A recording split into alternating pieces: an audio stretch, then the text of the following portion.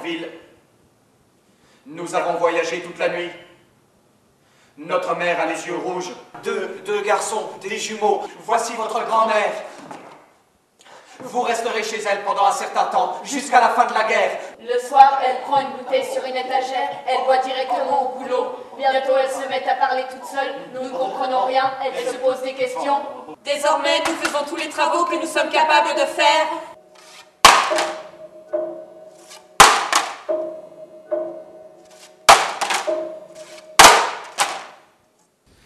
Nous décidons d'endurcir notre corps pour pouvoir supporter la douleur sans pleurer. Nous commençons par nous donner l'un à l'autre des gifles. Nous continuons ainsi jusqu'à ce que les mots n'entrent plus dans notre cerveau, n'entrent même plus dans nos oreilles. Fils de pute. Va te faire foutre. Nous nous exerçons de cette façon une demi-heure environ par jour, puis nous allons nous promener dans les rues. Nous nous arrangeons pour que les gens nous insultent. Salopard!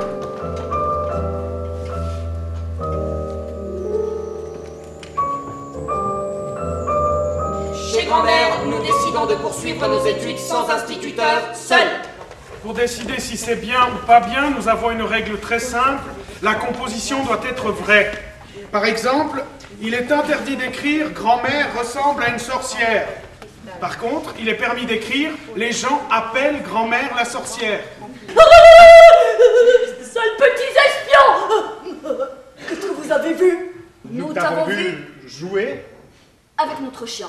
Elle demande. Et vous ne direz à personne ce que vous avez vu. Nous ne disons jamais rien à personne. Elle sourit. Oh. On m'appelle bec de lièvre. Elle n'a plus rien à manger. Elle a froid, nous lui disons. Nous t'apporterons un fagot de bois tous les jours. Un peu de haricots et des pommes de terre aussi, mais pour le reste, il faut de l'argent. Elle réfléchit. Eddie? Oui, allez en demander à monsieur le curé. Il m'en donnait parfois quand j'acceptais de lui montrer ma fente. Savez-vous seulement ce que vous êtes en train de faire? Oui, monsieur. Du chantage. À votre âge, c'est déplorable. Oui, il est déplorable que nous soyons obligés d'en arriver là. Le bec de lièvre a absolument besoin d'argent. Le curé se lève, enlève sa cape et dit « C'est une épreuve que Dieu m'envoie ».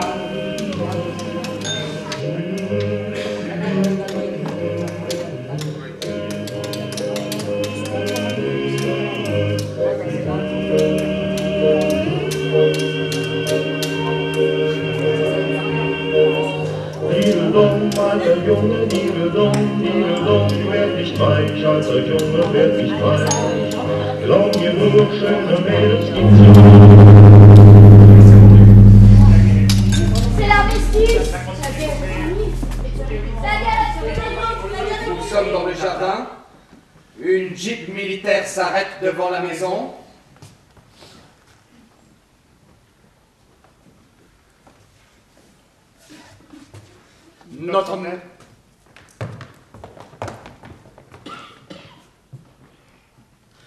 Notre mère en descend suivie d'un officier étranger. Elle nous voit, elle crie « Venez, venez vite dans la jeep, nous partons, dépêchez-vous, laissez vos affaires et venez !» Non, nous resterons ici. L'officier va s'asseoir dans la jeep et met le moteur en marche. À ce moment précis, une explosion.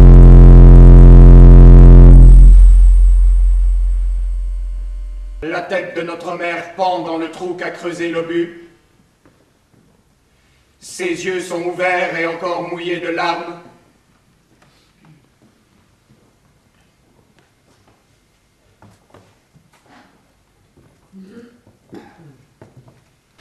Grand-mère est couchée sur le lit. Elle ne bouge pas, ne respire plus. Dorénavant, nous vivons seuls.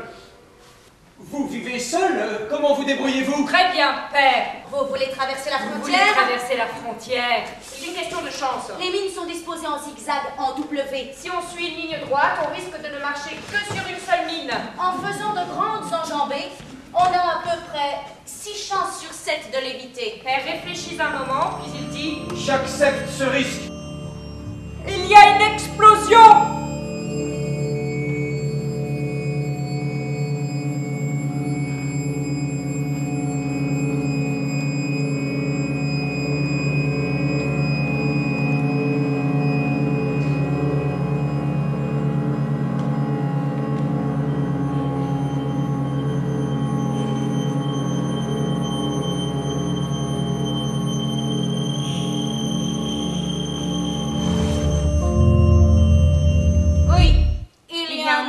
traverser la frontière. C'est de faire passer quelqu'un devant soi.